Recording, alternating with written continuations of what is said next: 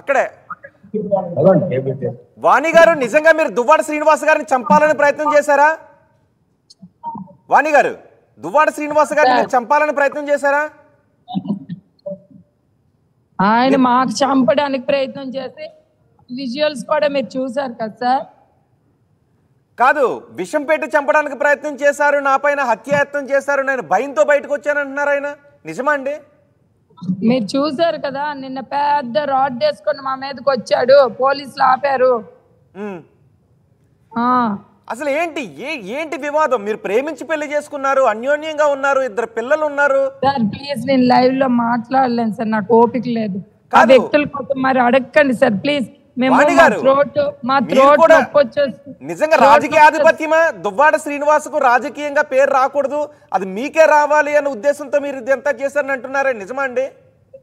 Sir ఏది అతడు చెప్పుకుంటే చెప్పుకోనియండి, భగవంతుడికి తెలుసు ఎవరు తిన్నింటి వాసాలు.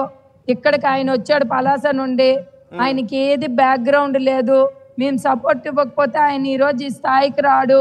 నేను చెప్పిస్తే ఆయన చెప్పిస్తే కాదు, ఇక్కడ లోకల్ పబ్లిక్ వాయిస్ అనేది తీసుకుంటే బాగుంటదని నా అభిప్రాయం. అంటే ఆయన ఎదుగుదలకు మీరే కారణమా? దువ్వాడ శ్రీనివాస్ ఎదుగుదలకు మీరే కారణమా? మరి ఎలాగొచ్చారు ఆయనకి ఏంటి ఎలాగా? ఆయనకు ఒక ఊరు ఉందా? ఆయన ఏ ఊరు నుండి వచ్చాడు? పలాస నుండి, పుట్టింది పెరిగింది అక్కడి నుండి. ఇక్కడికి 30 సంవత్సరాలు నా పెళ్ళి అయ్యాక వచ్చాడు. మా ఊరు వచ్చాడు, మా బేస్ మీద పాలిటిక్స్ వచ్చాడు. మరి మా సపోర్ట్ కాకుండా ఎలా సార్? అవును, మీరు అదే చెప్తున్నారు. కానీ మీరు ఇంత సపోర్ట్ ఇచ్చి ఇంత ఎదుగుదలకు ఉపయోగపడ్డ మీరు, ఆయన విజయం వెనుక ఒక స్త్రీమూర్తిగా ఉన్న మీరు, మిమ్మల్ని ఎందుకు వదిలేశారని అనుకుంటున్నారు? మీ వేధింపులు భరించలేక వదిలేశాను అని అంటున్నారు ఆయన.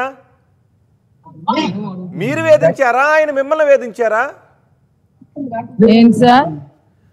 మీ వేధింపులు భరించలేక నేను బయటకు వచ్చేసాను, వేదన పడ్డాను, ఈ 30 ఏళ్ళు నేను పడ్డ వేదన నాకు తెలుసు, భగవంతుడికి తెలుసు అంటున్నారు ఆయన. నిజంగా వేదన మాకు అతడు చేశాడో మేము అతనికి చేసామో, అతడు ఆడిన మాటలకు భగవంతుడికి కూడా తెలుసు సార్. మాకు ఆయన వేదన గురి చేశాడో ఈ 30 years నేను ఆడపిల్లలు ఉన్నారే నోపుకు. మా ఫాదర్ ఎప్పుడో డైవర్స్ ఇచ్చిమని చెప్పారు, మేము ఉన్నాం. ఎందుకు డైవర్స్ ఇచ్చేయమన్నారు మీ ఫాదర్ ఆయనకి?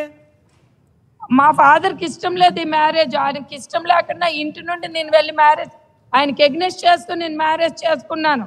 వాళ్ళ కుటుంబం మంచిది కాదని చెప్పేసి ఆయన వద్దనేశారు.